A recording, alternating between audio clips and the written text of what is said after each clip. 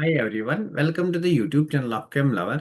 आज हम इलेक्ट्रोकेमिस्ट्री का लेक्चर 11 डिस्कस करेंगे। आज के लेक्चर में हम डिस्कस करेंगे types of electrolytes, resistance, resistivity, conductance, conductivity, molar conductance, specific conductance, equivalent conductance, variation of conductance with dilution और कंसंट्रेशन, है ना। ये चीज आज हम डिस्कस करेंगे। अगर आप भी इस चैनल पे नए हो तो please do subscribe the channel and share with your loved ones, है ना। कीप सपोर्टिंग मी, है ना। तो स्टार्ट करते हैं अपना क्लास, दैट इज इलेक्ट्रोकेमिस्ट्री का lecture 11, that is types of electrolyte से स्टार्ट करेंगे। तो वी नो कि क्लास 11th में हमने chemical equilibrium and ionic equilibrium में क्या पढ़ा था कि there are two types of electrolytes. एक होते हैं स्ट्रॉन्ग इलेक्ट्रोलाइट्स, एस ई से मैं इनको डिनोट करूंगा, स्ट्रॉन्ग इलेक्ट्रोलाइट्स। और एक होते हैं वीक इलेक्ट्रोलाइट्स। अब स्ट्रॉन्ग इलेक्ट्रोलाइट्स क्या होते हैं? Which are 100% ionised. 100% आयोनाइज्ड का मतलब जितना पानी में डालोगे ना, पूरा का पानी आयोनाइज होके आयन्स देगा, है ना। और वीक इलेक्ट्रोलाइट्स क्या है? Whose which are partially ionised, मतलब विच आर पार्शियली आयोनाइज्ड। तो इनके केस में जो डिग्री ऑफ डिसोसिएशन है वो बहुत कम होता है, partially ionised. They are not completely ionized, they are partially ionized. Weak electrolytes are partially ionized. So let me write it again. So they are partially ionized, है ना। तो अगर हम स्ट्रॉन्ग इलेक्ट्रोलाइट की बात करेंगे, इसके केस में डिग्री ऑफ डेसोसिएशन अल्फा जो है दैट इज 100%। मतलब जितना आप स्ट्रॉन्ग इलेक्ट्रोलाइट पानी में डालोगे ना, वो पूरा का पूरा आयन्स में टूट जाएगा। लेकिन वहीं पे अगर आप वीक इलेक्ट्रोलाइट पानी में डालोगे ना, तो पानी में डाल के वो उसका थोड़ा सा पार्ट जो है ना, दैट इज 0.05% जो आयनाइज होगा, जो डेसोसिएट होगा इनटू आयन्स। मतलब वीक इलेक्ट्रोलाइट के केस में जो अल्फा है दैट इज 0.05%। तो अगर मैं स्ट्रॉन्ग इलेक्ट्रोलाइट्स की बात करूंगा, कौन कौन से हमारे पास स्ट्रॉन्ग इलेक्ट्रोलाइट्स होंगे? या तो स्ट्रॉन्ग बेसिस होंगे, स्ट्रॉन्ग बेसिस होंगे like group first and group second के हाइड्रोक्साइड्स। या हमारे पास स्ट्रॉन्ग एसिड्स होंगे, या हमारे पास साल्ट्स होंगे। अब साल्ट हमारे पास चार टाइप्स के होते हैं: strong acid, strong base, strong acid, weak base, weak acid, strong base and weak acid, weak base. अगर साल्ट में एक भी कंपोनेंट स्ट्रॉन्ग है तो वो स्ट्रॉन्ग इलेक्ट्रोलाइट है। वीक इलेक्ट्रोलाइट्स की बात करेंगे, फॉर एग्जांपल हमारे पास वीक एसिड है, लाइक हमारे पास एसिटिक एसिड है। हमारे पास वीक बेसिस है, लाइक हमारे पास अमोनियम हाइड्रोक्साइड है। एंड साल्ट्स हैं इन which both the components are weak, मतलब salt of weak acid and weak base. These are weak electrolytes, है ना। कंसेप्ट जो आज का है वो इन्हीं के अराउंड रिवॉल्व करेगा, इसलिए इनका इंट्रोडक्शन पहले जाना बहुत जरूरी है यहाँ पे। तो देखो, वही बात लिखी है कि strong electrolytes are completely dissociated into ions. Strong electrolytes are completely dissociated into ions, that's into positive and negative ions when dissolved in water. For example, आप NaCl को लो, it will be dissociated into Na plus and Cl minus. Al2SO4 whole thrice को ले लो, it will be dissociated into twice Al3 plus and 3 times SO4 2 minus. अगर आपको ये डेसोसिएशन बनाना मुश्किल होता है तो बस आप एक कंसेप्ट याद रखो कि जो भी आयन्स बनेंगे ना, उनमें पॉजिटिव चार्जेस और नेगेटिव चार्जेस बैलेंस करने चाहिए। तो देखो यहाँ पे 2 3 6 पॉजिटिव चार्जेस है, 3 2 6 नेगेटिव चार्जेस है।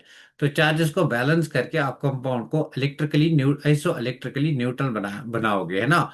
तो AgNO3 it associated to give Ag plus and NO3 minus. अब यहाँ पे क्या लिखा है? Then total number of positive ions and negative ions, मतलब ये पॉजिटिव आयन्स है, ये नेगेटिव आयन्स है। They are produced are equal to the formula of the electrolyte. जो इलेक्ट्रोलाइट का फार्मूला है ना, उसी के बेसिस पे हमें उतने ही नंबर ऑफ आयन्स मिलते हैं, इजंट इट। तो चलो आगे चलते हैं, वीक इलेक्ट्रोलाइट की बात करेंगे। जैसे कि मैंने बोला weak electrolytes are partially ionised, तो यहाँ पे लिखा भी है, नोट भी बनाया है मैंने यहाँ पे, they are partially ionised into positive and negative ions. मतलब जिनकी in these cases degree of dissociation is very very low. Like acetic acid हमारे पास है, तो it will dissociate into acetate ion and H plus ion. Since अगर आपने acetic acid का एक मोल लिया तो एक मोल में 0.05% ही डेसोसिएट होगा, बाकी क्या रहेगा? अनडेसोसिएटेड electrolyte.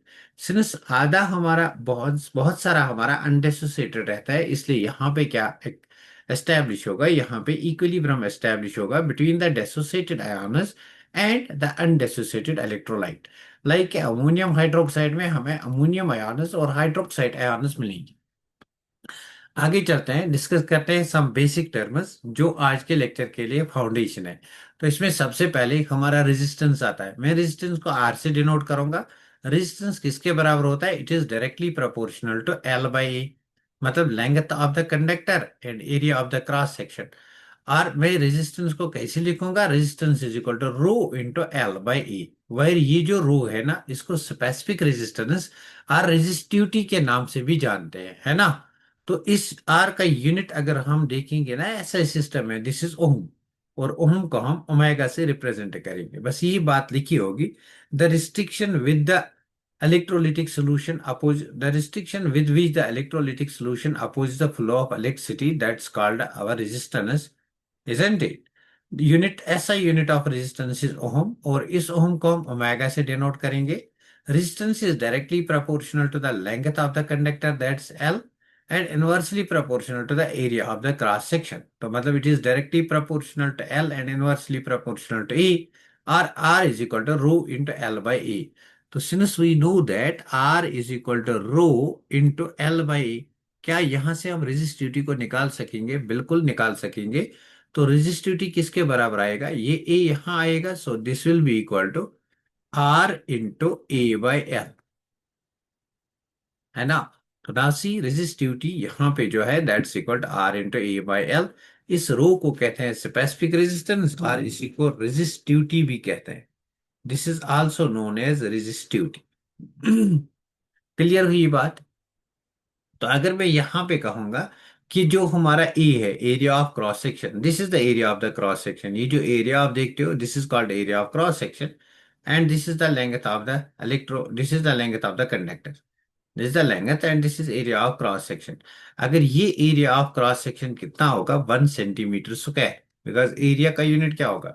Metre into metre, that is metre square, और हम सेंटीमीटर स्क्वायर भी लिख सकते हैं, चलो मैं मीटर स्क्वायर ही लिखूंगा, है ना।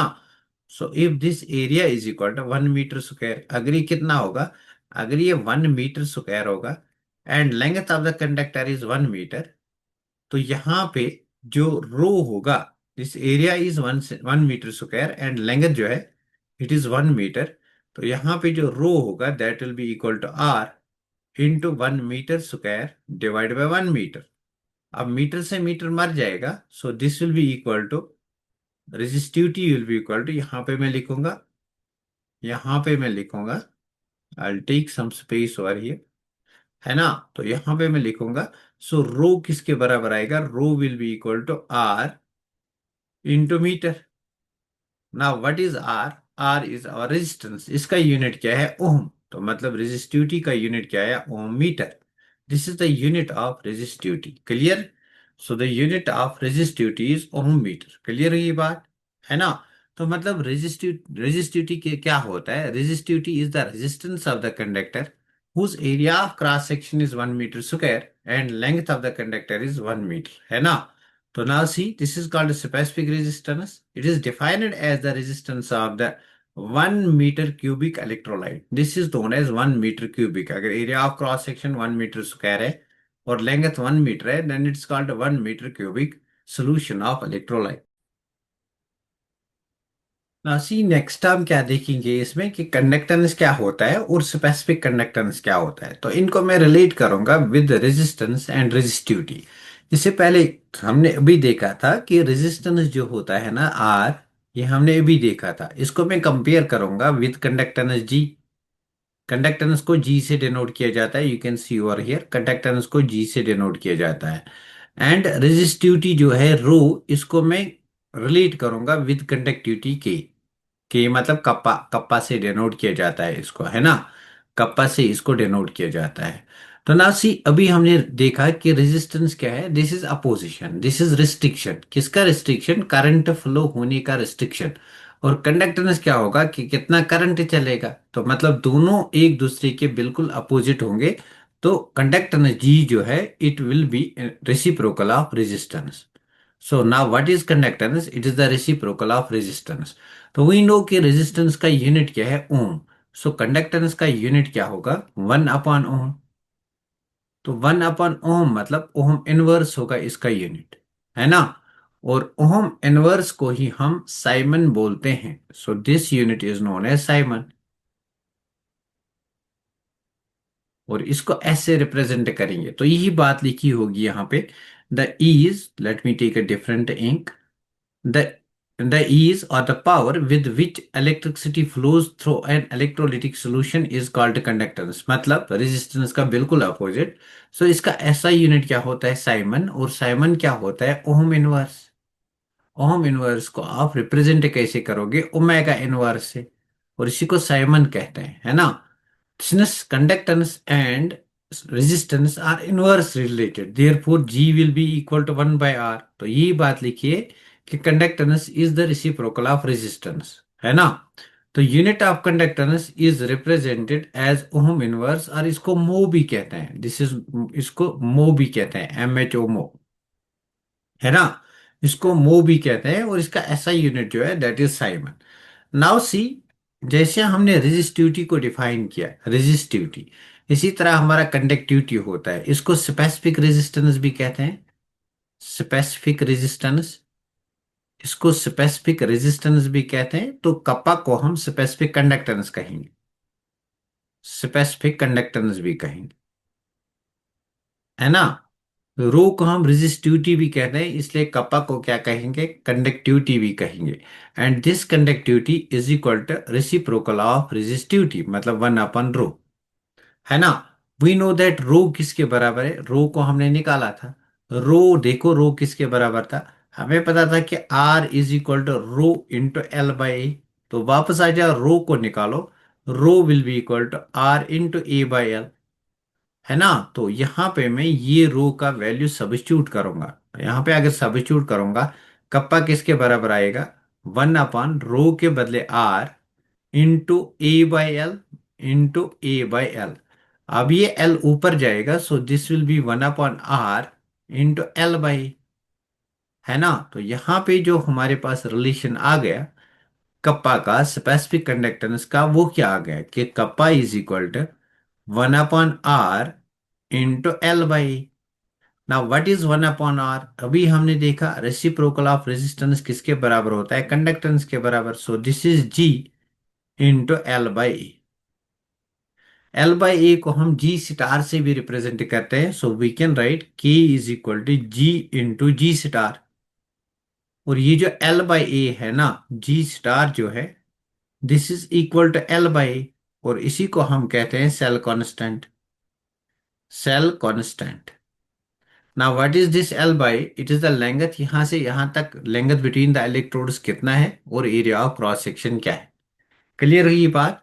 सो ये इक्वेशन बहुत ही इंपॉर्टेंट है कि कप्पा जो है, this will be equal to G into G star. और G क्या है, G कंडक्टेंस है, ये होगा 1/R। और G स्टार क्या है, ये सेल कांस्टेंट है, ये होगा A/L। तो ये हमारा स्पेसिफिक कंडक्टेंस का इक्वेशन आ गया। आई होप कि ये बात क्लियर हो गई आप लोगों को, है ना। तो यहाँ पे G स्टार मेंशन नहीं है, ये आप याद रख सकते हो, K is equal to G into G star. Clear. Next आता है unit of specific resistance, discuss करेंगे। तो देखो, अभी हमने देखा कि specific resistance is equal to 1/R, that is conductance, 1/R is conductance into L/A। अब इसका यूनिट अगर निकालेंगे तो बता, R का यूनिट है ओम, सो 1/ओम, इजंट इट, इंटू L का मीटर है, और A का मीटर स्क्वायर है। तो मीटर से मीटर मर गया, सो दिस विल बिकम 1/ओहम मीटर, इजंट इट, 1/ओहम मीटर। क्या आप इसको लिख सकते हो, ओहम इनवर्स मीटर इनवर्स, है ना। अभी ओहम इनवर्स को हमने मो भी लिखा था, और यू कैन राइट इट, इसको साइमन भी लिखते हैं। So this is siemens metre inverse. So ये बहुत इंपॉर्टेंट है, इसका यूनिट। दो चीजें यहां तक बहुत ही इंपॉर्टेंट है। एक इंपॉर्टेंट ये रिलेशन है, K is equal to G into G star. इस पे न्यूमेरिकल्स पूछे जाते हैं एग्जाम में। तो ये याद रखना कि G यहाँ पे है 1/R, so we can write K is equal to 1/R। और G स्टार L/A है। बेसिकली एग्जामिनर आपको L/A सेल कांस्टेंट देता है, और बोलता है कि आप निकालो स्पेसिफिक कंडक्टेंस। या सेल कांस्टेंट देगा, स्पेसिफिक कंडक्टेंस देगा, बोलेगा कंडक्टेंस निकालो, दैट इज G निकालो। क्लियर हुई बात, है ना। तो ये बात क्लियर हुई। तो नाउ अगर हम बात करेंगे स्पेसिफिक कंडक्टेंस क्या होता है, तो ये हमारे पास एक इलेक्ट्रोलिटिक सोल्यूशन है ना, ये एक इलेक्ट्रोलिटिक सेल है। तो ये हमारे पास, इसमें हमने कोई इलेक्ट्रोलिटिक सोल्यूशन दिया। लेट अस से ये जो इसमें जो इलेक्ट्रोलिटिक सोल्यूशन है ना, उसकी वजह से जो कंडक्टेंस आएगा, मतलब ये इलेक्ट्रोड है और ये भी इलेक्ट्रोड है, ions will move towards the respective electrode, जिसकी वजह से कंडक्टेंस आएगा। तो अगर ये conductance 1 metre cubic electrolytic solution का होगा, this is 1 metre cubic electrolytic solution, 1 metre cubic electrolytic solution अगर यहाँ पे होगा, इसकी वजह से जितना कंडक्टेंस आएगा उसको कहते हैं स्पेसिफिक कंडक्टेंस। मतलब स्पेसिफिक कंडक्टेंस में हम देखेंगे कंडक्टेंस पर एम एल, मतलब 1 ml में कितना आयन्स फ्लो होंगे, एक आयन्स में हमारे आयन्स कितने होंगे, isn't it? तो अभी हम डाइल्यूशन की बात करेंगे, इफेक्ट ऑफ डाइल्यूशन, तो वहां पे 1 ml जो वर्ड मैंने यूज किया ना, जिसको हम 1 मीटर क्यूबिक भी बोलेंगे ना, तो वो बात क्लियर हो जाएगी। आगे चलते हैं। देखो इलेक्ट्रो ये हमने डिस्कस किया है ना। आगे चलते हैं, मोलर कंडक्टेंस को डिफाइन करते हैं, व्हाट इज मोलर कंडक्टेंस। अब मोलर कंडक्टेंस जो है ना, इसको या तो हम लेमडा एम से डिनोट करते हैं, या इसको भी लेमडा कहते हैं, या इस तरह लेमडा एम से डिनोट करते हैं। Now depending upon your choice, आप ऐसे इसको डिनोट करना पसंद करोगे या ऐसे पसंद करना डिनोट करना पसंद करोगे, है ना। तो मोलर कंडक्टेंस जो होता है, इट इज द, ये किसकी वजह से होता है, अगर आपके पास 1 मोल इलेक्ट्रोलिटिक सोल्यूशन है, उसकी वजह से जितना कंडक्टेंस आएगा that will be molar conductance. देखो, conducting power of all the ions producing by 1 gram molecular weight, that is 1 mole of an electrolyte. अगर 1 मोल इलेक्ट्रोलिटिक सोल्यूशन है, उसकी वजह से जो कंडक्टेंस आएगा ना, that is known as molar conductance, that is known as molar conductance. So molar conductance क्या है, बेसिकली 1 मोल इलेक्ट्रोलाइट सोल्यूशन का कंडक्टेंस। 1 मोल इलेक्ट्रोलाइट सोल्यूशन अगर आपके पास है, तो उसकी वजह से जो कंडक्टेंस आएगा that is known as molar conductance. अब मोलर कंडक्टेंस को हम दो तरीके से रिप्रेजेंट करेंगे इसी वीडियो में। एक होगा हमारा लेमडा एम, और एक होगा हमारा lambda M infinity. Lambda M infinity को लेमडा एम नॉट से भी रिप्रेजेंट करेंगे। लेमडा एम इन्फिनिटी का मतलब है कि molar conductance at infinite dilution, isn't it? तो इसका मतलब है मोलर कंडक्टेंस में एम कंडक्टेंस लिखूंगा, इसका मतलब है molar conductance at infinite dilution, infinite dilution, है ना। और इसी को बोलते हैं molar conductance at zero concentration. Infinite dilution का मतलब जीरो कंसेंट्रेशन। अब डाइल्यूशन का मतलब है कि आप 1 मोल इलेक्ट्रोलिटिक सोल्यूशन में पानी ऐड करते करते करते करते जाओगे, इतना पानी ऐड करोगे कि जहाँ पे कंसेंट्रेशन आपको फील होगा कि कंसेंट्रेशन यहाँ पे जीरो आ गया।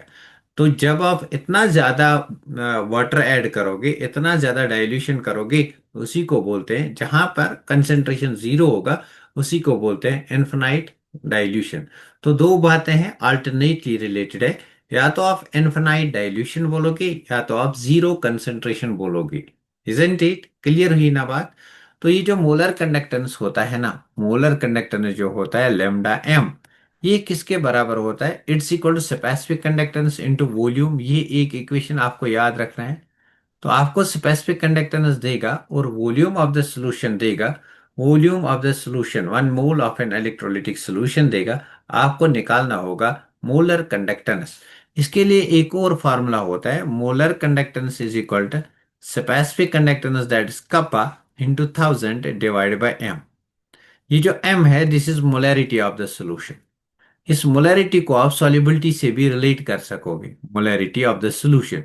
तो इसको आप सॉल्युबिलिटी से भी रिलेट कर सकोगे। So you can also write lambda M is equal to K into 1000 divide by S.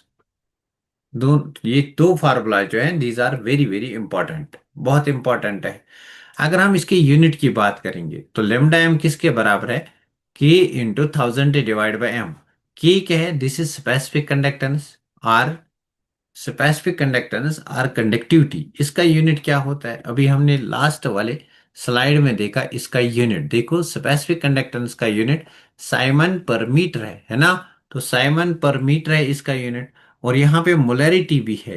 तो मतलब अगर हम लेमडा एम का यूनिट निकालेंगे ना, lambda M is equal to K क्या है, साइमन पर मीटर और नीचे क्या है हमारा, इंटू थाउजेंड, थाउजेंड का तो यूनिट ही होगा ना, नीचे हमारा क्या है, मोलैरिटी। मोलैरिटी किसके बराबर होता है, मोलैरिटी का यूनिट क्या होता है, मोलैरिटी बेसिकली कंसंट्रेशन है, और कंसंट्रेशन है number of moles per unit volume, है ना, number of moles per unit volume. तो नंबर ऑफ मोल्स का यूनिट होगा, मतलब नीचे मोलैरिटी है तो मैं पहले मोलैरिटी लिखूंगा एम, और मोलैरिटी का यूनिट लिखूंगा, this will be siemens metre inverse. Molarity का यूनिट होगा number of moles per unit volume, और वॉल्यूम क्या होगा, मीटर क्यूब में, मीटर क्यूब ऊपर आएगा, सो ये बनेगा साइमन मीटर -1, और मीटर क्यूब ऊपर आएगा तो ये बनेगा मीटर स्क्वायर पर मोल। क्लियर, ये इसका यूनिट है, पूछा गया क्वेश्चन है कॉम्पिटिटिव एग्जाम में, सो ये चीज जो है this is very very important, ये बहुत ही इंपॉर्टेंट है। और ये इक्वेशन बहुत ज्यादा इंपॉर्टेंट है, इसके बेसिस पे भी क्वेश्चंस आए। ये इक्वेशन आप याद रखोगे, ये यूनिट आप याद रखोगे यहाँ। Now this is molar conductance. So molar conductance basically क्या है, conductance of one mole solution of an electrolyte and nothing else. Lambda M से रिप्रेजेंट करेंगे। अगर इनफिनाइट डाइल्यूशन पे निकालेंगे तो लेमडा एम नॉट बनेगा या लेमडा एम इनफिनाइट बनेगा। अब इसी तरह हमारे पास इक्विवेलेंट कंडक्टेंस भी होता है। देखो वहां पे एक मोल इलेक्ट्रोलाइट की बात हुई ना, यहाँ पे 1 ग्राम इक्विवेलेंट इलेक्ट्रोलाइट की बात होगी। तो अगर हमारे पास कंडक्टेंस किसका आएगा, 1 gram equivalent of an electrolyte, 1 gram equivalent of electrolyte, तब उसको कहेंगे equivalent conductance. 1 gram equivalent of an electrolyte की बात करेंगे, मतलब जो हमारा इलेक्ट्रोलिटिक सेल है, इस इलेक्ट्रोलिटिक सेल में बेसिकली हमारे पास इलेक्ट्रोड्स होंगे, और इन इलेक्ट्रोड्स के बीच में यहाँ पे हमारा इलेक्ट्रोलिटिक सोल्यूशन होगा। और अगर इस इलेक्ट्रोलिटिक सोल्यूशन में हमारे पास 1 ग्राम इक्विवेलेंट किसका है, इलेक्ट्रोलाइट का, तो यहाँ पे जो कंडक्टेंस आएगी ना, यहाँ पे जो कंडक्टेंस आएगी ना, वो कंडक्टेंस होगी इक्विवेलेंट कंडक्टेंस, और इसको लेमडा ई क्यू से डिनोट करेंगे। यहाँ पे भी वही बात, अगर डाइल्यूशन इनफिनाइट करेंगे तो लेमडा ई क्यू इनफिनाइट लिखेंगे, और lambda E Q zero concentration लिखेंगे। यूनिट की बात करेंगे, फॉर्मूला सेम होगी, यहाँ पे मोलरिटी के बदले नॉर्मलिटी आएगा, क्यों, बिकॉज यहाँ पे इक्विवेलेंट वेट की बात हो रही है ना। तो यहाँ पे v किसके बराबर आएगा, 1000 divide by normality, so unit क्या बनेगा, lambda equivalent is equal to k into 1000 divide by normality, और यूनिट वही आएगा, साइमन मीटर स्क्वायर, वहां पे पर मोल, यहाँ पे पर इक्विवेलेंट। साइमन मीटर स्क्वायर याद रखो, मोलर कंडक्टेंस में पर मोल, और इक्विवेलेंट कंडक्टेंस में पर इक्विवेलेंट। आई होप की बात समझ में आई होगी ना। यहाँ पे अगर हम देखेंगे ना, सेल कांस्टेंट की बात करेंगे, जैसे कि मैंने पहले भी कहा कि सेल कांस्टेंट जो होता है, cell constant is nothing, it is L by A. Now what is this L, L is the length between the electrodes, these are the electrodes, ये एक इलेक्ट्रोड है, this is the other electrode, इनके बीच में कितना length है, ये हमारा एल है। And what is a, A is the area of the cross section, है ना। तो इसको हम रिप्रेजेंट करते हैं सेल कांस्टेंट को एल बाई ए से, इतना ही याद रखना है। देखो, the ratio of the distance between the electrodes of the cell, this is the distance between the electrodes of the cell, है ना, to the area of the electrodes, now this is the area of the electrodes, to the area of the electrodes, this is known as cell constant। Clear, ये वही बात है कि किसके, lambda M किसके बराबर होता है ना, दिस इज वेरी इंपॉर्टेंट किसी भी कॉम्पिटिटिव एग्जाम के लिए। मेरी लाइट चली गई, you have to wait for 1 minute, है ना। तो मैं थोड़ा सा पढ़ाऊंगा तब तक जब तक मेरी लाइट का इश्यू वापस हो जाएगा, है ना। तो effect of dilution on conductance की बात करेंगे कि कंडक्टेंस पे डाइल्यूशन का क्या इफेक्ट पड़ेगा। कंडक्टेंस पे लाइट आ गई, है ना, कंडक्टेंस पे डाइल्यूशन, डाइल्यूशन का क्या इफेक्ट पड़ेगा। देखो ये मेरा, इसको थोड़ा ध्यान से समझना, ये मेरा इलेक्ट्रोलिटिक सेल है। इस इलेक्ट्रोलिटिक सेल में मैंने कोई इलेक्ट्रोलाइट लिया, लेट अस से मैंने aqueous solution of strong acid या वीक एसिड लिया, मतलब स्ट्रॉन्ग इलेक्ट्रोलाइट या वीक इलेक्ट्रोलाइट लिया। लेट अस से पहले मैं क्या लेता हूं, यहाँ पे मैं पहले लेता हूँ स्ट्रॉन्ग इलेक्ट्रोलाइट, लेट अस से NaCl लेता हूँ, एक्वस NaCl। तो एक्वस NaCl डिसोसिएट होगा into ions Na plus and Cl minus ions. तो मतलब मेरी सोल्यूशन में बनेंगे Na plus and Cl minus ions. ना अब मैं इसको क्या करता हूँ, डाइल्यूट करता हूँ। डाइल्यूट करता हूँ मतलब और वाटर ऐड करता हूँ। उस वाटर ऐड करने से क्या होगा, मतलब अगर मैं डाइल्यूशन करूंगा, अगर मैं डाइल्यूशन करूंगा तो डाइल्यूशन करने से क्या होगा, डाइल्यूशन करूंगा मतलब डाइल्यूशन इंक्रीज करूंगा और कंसंट्रेशन डिक्रीज करूंगा, तो उससे क्या होगा। देखो जब मैं इसमें वाटर, जब भी मैं इसको वाटर ऐड करूंगा ना, तो हमें पता है वाटर की एक प्रॉपर्टी होती है, इसका डाइलेक्ट्रिक कांस्टेंट जो है ना, इसका हाई डाइलेक्ट्रिक कांस्टेंट होता है। High dielectric constant, high dielectric constant. अब डाइलेक्ट्रिक कांस्टेंट का मतलब क्या है, देखो डाइलेक्ट्रिक एक बैरियर होता है। तो मतलब मानो ये मेरा Na+ यहाँ पे है, यहाँ पे Cl- है। तो सोल्यूशन में दोनों आके आयन पेयर बनाएंगे ना। तो ऐसा भी हो सकता है कि Na+ एंड Cl-। अब एक Na+ और एक Cl- तो नहीं होगा ना, बिकॉज ये 100% स्टेट होगा। तो यहाँ पे there will be millions of 100+ Na+ and Cl- है ना। तो मतलब ये आपस में मिल के आयन पेयर बना सकते हैं, मतलब ये बनेगा Na+Cl-, Na+Cl-। सो यहाँ पे आयन पेयर फॉर्मेशन होगा। अब आयन पेयर अगर बनेंगे तो कहाँ पे ये मूव होंगे, माइग्रेट होंगे towards the respective electrodes, because ions के बीच में फोर्स ऑफ अट्रैक्शन है। तो बस वाटर हमारा काम में आएगा। लेट अस से वाटर हमारा आया, ये डाइलेक्ट्रिक का काम करता है, तो सोडियम आयन को अलग, पोटेशियम क्लोराइड आयन को अलग ले जाएगा। मतलब आयन पेयर का फॉर्मेशन बनने नहीं देगा। That is the function of dielectric, है ना। तो मतलब डाइलेक्ट्रिक जितना वाटर ऐड करोगे, वाटर का डाइलेक्ट्रिक कांस्टेंट ज्यादा होता है, तो ये क्या करेगा, it acts as a barrier between the oppositely charged ions. It will not lead to the formation of the ion pair, जिसकी वजह से आयन्स हमारे दूर दूर रहेंगे और ज्यादा मूवमेंट आयन्स का होगा।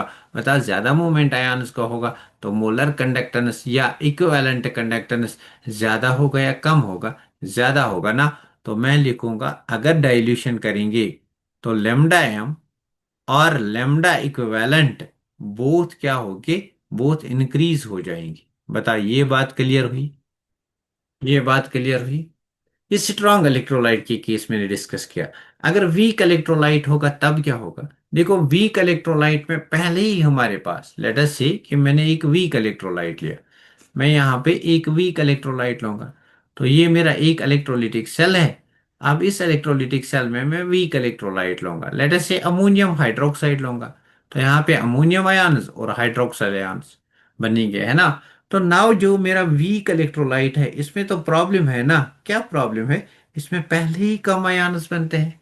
तो मतलब पहले ही हमारे पास लेट अस से दो अमोनियम आयन्स और दो हाइड्रोक्साइड आयन्स बनेंगे। अब तो आयन फॉर्मेशन का चक्कर नहीं है ना, बिकॉज दो दो आयन्स बनेंगे, कितने ही आयन पेयर बनेंगे। ना अब यहाँ पे वाटर का काम क्या होता है, मतलब यहाँ पे डेसोसिएशन कम है, नंबर ऑफ आयन्स कम है, कंडक्टिविटी कम होगी। तो यहाँ पे पहले ही कंडक्टिविटी ज्यादा है, वाटर ऐड करने से और कंडक्टिविटी इंक्रीज होती है। कौन सी conductance, molar and equivalent conductance. यहाँ पे पहले कंडक्टिविटी स्लो है, बहुत कम है, लेकिन जब आप वाटर ऐड करोगे, हमने क्लास 11th में पढ़ा था कि ऑन इंक्रीजिंग डाइल्यूशन, अगर आप डाइल्यूशन करोगे तो वीक इलेक्ट्रोलाइट का जो डिग्री ऑफ आयनाइजेशन है ना, वो बढ़ता है। तो अगर डिग्री ऑफ आयनाइजेशन बढ़ गया तो नंबर ऑफ आयन्स बढ़ेंगे, नंबर ऑफ आयन्स बढ़ेंगे तो यहाँ पे कंडक्टेंस इंक्रीज होगा। तो हमें दो बातें यहाँ पे समझ आ गई कि अगर वीक इलेक्ट्रोलाइट है, वीक इलेक्ट्रोलाइट में हम डाइल्यूशन करेंगे, और यहाँ पे डाइल्यूशन की हेल्प से क्या होगा, ऑन इंक्रीजिंग डाइल्यूशन यहाँ पे क्या होगा, number of ions will increase. तो मतलब यहाँ पे पहले कंडक्टेंस कम होगा। क्यों कम होगा, बिकॉज नंबर ऑफ आयन्स कम है ना। अब आप क्या करते हो, आप डाइल्यूशन करते हो। तो डाइल्यूशन करते हो तो number of ions will increase. So number of ions अगर इंक्रीज हो जाएगा तो माइग्रेशन ऑफ आयन्स भी इंक्रीज हो जाएगा, और मोलर कंडक्टेंस और इक्विवेलेंट कंडक्टेंस क्या होगा, इंक्रीज हो जाएगा। लेकिन वहीं पे अगर हम स्ट्रॉन्ग इलेक्ट्रोलाइट की बात करेंगे, यहाँ तो आयन्स का चक्कर नहीं है ना, बिकॉज यहाँ पे ऑलरेडी हमारे पास 100% आयनाइजेशन हुआ है, मतलब ऑल आयन्स हमारे पास हैं। तो वाटर क्या काम करेगा, तो यहाँ पे कंडक्टेंस ज्यादा होनी चाहिए, लेकिन वाटर क्या करेगा, सिंस यहाँ पे ज्यादा आयन्स प्रेजेंट है तो आयन पेयर फॉर्मेशन होगा। उस आयन पेयर फॉर्मेशन को हम वाटर ऐड करेंगे, वो डाइलेक्ट्रिक काम करेगा, आयन्स को सेपरेट करेगा। आयन सेपरेट होंगे तो माइग्रेशन ज्यादा होगी, मोबिलिटी ज्यादा होगी, और कंडक्टेंस ज्यादा होगी। ये बात किसकी हो रही है? Molar conductance and equivalent conductance, है ना। तो बस इसी बात को यहाँ पे लिखा गया है, उसको समझेंगे। देखो, ऑन इंक्रीजिंग डाइल्यूशन। अच्छा, पहले स्पेसिफिक कंडक्टेंस की बात करते हैं। मैंने कहा कि मोलर कंडक्टेंस और इक्विवेलेंट कंडक्टेंस इंक्रीज होगा अगर हम डाइल्यूशन को इंक्रीज करेंगे या हम कंसंट्रेशन को डिक्रीज करेंगे, है ना। और अगर हम इन्फिनाइट डाइल्यूशन करेंगे तब हम इसको लिखेंगे लेमडा एम इन्फिनिटी और lambda M zero concentration, lambda equivalent infinity और लेमडा इक्विवेलेंट जीरो कंसंट्रेशन। तो यहाँ पे सबसे ज्यादा कंडक्टेंस होगी ना, बिकॉज आपने सबसे ज्यादा डाइल्यूशन किया है। आपने कंसंट्रेशन को बिल्कुल बिल्कुल बिल्कुल करीब करीब जीरो लिया है ना। लेकिन अगर स्पेसिफिक कंडक्टेंस की बात करेंगे, स्पेसिफिक कंडक्टेंस में हम क्या करते हैं? हम 1 cc ऑफ इलेक्ट्रोलिटिक सोल्यूशन लेते हैं, मतलब 1 ml ले लो आप, ये 1 ml है। अब इस 1 ml में कितने ही आयन्स होंगे बताओ मुझे। लेट अस से इस 1 ml में हमारे पास एक पॉजिटिव आयन है और एक नेगेटिव आयन है।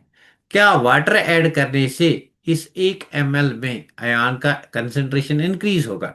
क्या नंबर ऑफ आयन्स इंक्रीज होंगे? बिल्कुल भी नहीं होंगे ना। क्यों? बिकॉज ये एक स्मॉल पार्ट है जिसमें हम देखते हैं कि कंडक्टेंस कितना होगा। हम पूरे इलेक्ट्रोलिटिक सॉल्यूशन में कंडक्टेंस नहीं देखेंगे, बट कहाँ पे कंडक्टेंस देखेंगे? इन 1 cc of the electrolytic solution, in 1 ml of the electrolytic solution. इसी को कहते हैं specific conductance. So specific conductance बिल्कुल भी इंक्रीज नहीं होगा, बट क्या होगा? डिक्रीज होगा। तो वही बात है, on dilution specific conductance of the electrolyte solution decreases. ना व्हाई? बिकॉज एक स्पेसिफिक एरिया की बात हो रही है, एक 1 cc की बात हो रही है, 1 ml की बात हो रही है, उसमें कहाँ से नंबर ऑफ आयन्स बेटा इंक्रीज हो जाएगा, है ना।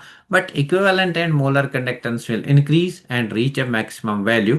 मैक्सिमम वैल्यू आएंगे तो उसको कहेंगे लेमडा एम इन्फिनिटी और लेमडा इक्विवेलेंट इन्फिनिटी और lambda M naught lambda equivalent naught. So ये जो बात है ना, ये कॉम्पिटिटिव एग्जाम के लिए स्टार मार्क करके रखो ना। रीजन देखो, on dilution the number of ions पर यूनिट वॉल्यूम डिक्रीजेस। ये यूनिट वॉल्यूम है, इस यूनिट वॉल्यूम में नंबर ऑफ आयन्स डिक्रीज हो जाएंगे, that's why specific conductance decrease हो जाएगा। सो असर्शन रीजन का क्वेश्चन बनेगा यहाँ पे। On dilution the concentration of the electrolytic solution decreases, hence molar conductance and equivalent conductance increases and reaches a limiting value, that's called a limiting value of molar conductance. So this is known as limiting value of molar conductance or molar conductance at zero concentration or molar conductance at infinite dilution। चलो बात हुई, तो graphical representation देखते हैं। ये graphical representation है ना, डिबे and हकल ने एक इक्वेशन दिया था जिसको कहते हैं डिबे हकल ऑन सागर इक्वेशन। अब यहाँ पे उस इक्वेशन को हमें इन डिटेल या उसको डिस्कस नहीं करना है, बस ग्राफ देखना है। देखो, यहाँ पे क्वेश्चन आ सकता है, आपको एग्जामिनर ग्राफ देगा और यहाँ पे देगा ए, यहाँ पे बी देगा, फिर बोलेगा ए स्ट्रॉन्ग इलेक्ट्रोलाइट है या वीक इलेक्ट्रोलाइट है एंड बी स्ट्रॉन्ग इलेक्ट्रोलाइट है या वीक इलेक्ट्रोलाइट है। सो सी यहाँ पे KCl है ना, KCl is a strong electrolyte. You can see यहाँ पे हमारा कंसंट्रेशन है, तो अगर मैं इस ओर जाऊंगा ना लेफ्ट साइड तो कंसंट्रेशन डिक्रीज हो जाएगा।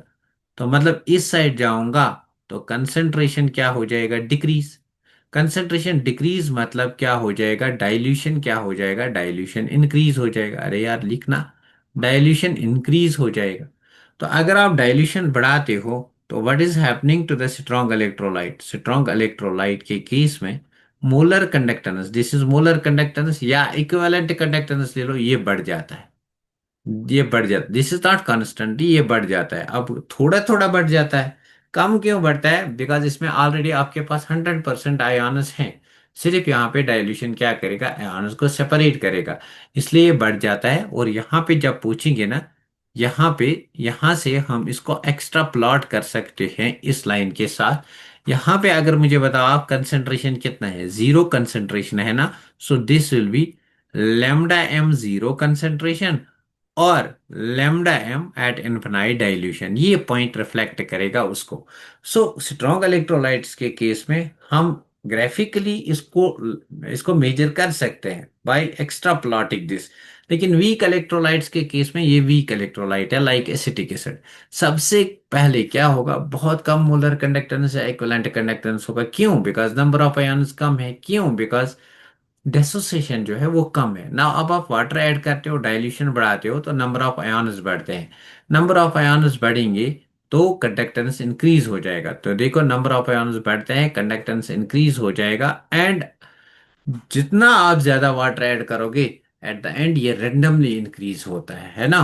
तो स्ट्रॉन्ग इलेक्ट्रोलाइट्स के केस में हम इसको एक्स्ट्रा प्लॉट करके निकाल सकते हैं, बट वीक इलेक्ट्रोलाइट्स के केस में आप इसको ग्राफिकली नहीं बता सकते हो कितना है। क्यों?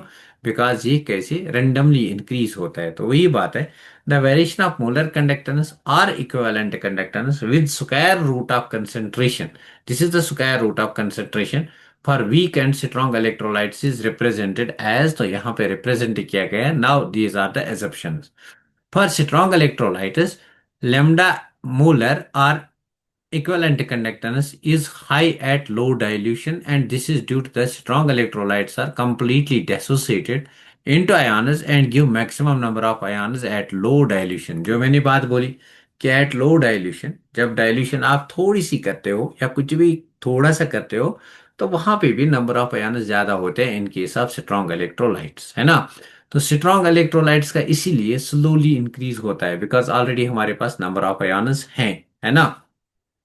बट वीक इलेक्ट्रोलाइट्स के केस में क्या है, जो लेमडा एम और लेमडा इक्विवेलेंट है वो पहले बहुत कम होता है। क्यों कम होता है? बिकॉज नंबर ऑफ आयन्स कम है ना। और अगर आप डाइल्यूशन करोगे ना, तो क्या होगा, डाइल्यूशन करने से वीक इलेक्ट्रोलाइट्स में number of ions gradually increase हो जाएंगे।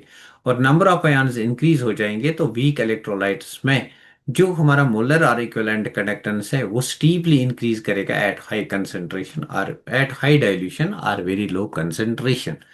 तो देखो, molar conductance at infinite dilution or zero concentration can be extended by straight line, can be obtained by extending the straight line to zero concentration। तो यही बात है, यहाँ पे अगर मैं इस स्ट्रेट लाइन को जीरो कंसेंट्रेशन तक एक्सटेंड करूंगा तो ये हमें मिल सकता है। बट वीक इलेक्ट्रोलाइट्स के केस में क्या है, वीक इलेक्ट्रोलाइट्स के केस में at infinite dilution it can not be obtained by extra plotting to zero concentration. यहाँ पे आप कहाँ से एक्स्ट्रा प्लॉट कर सकते हो, ये तो ग्राफ के साथ नहीं आता है ना। तो इस केस में वीक इलेक्ट्रोलाइट्स के केस में हमारा नया लॉ आएगा which is known as Gold-Rush law, which will be discussed in the next video. I hope ये वीडियो आपको अच्छा लगा होगा। In case you like these videos, please do share with your like ones, है ना। और comment भी क्या करो, शेयर भी क्या करो, लाइक भी क्या करो। Thank you for watching this video.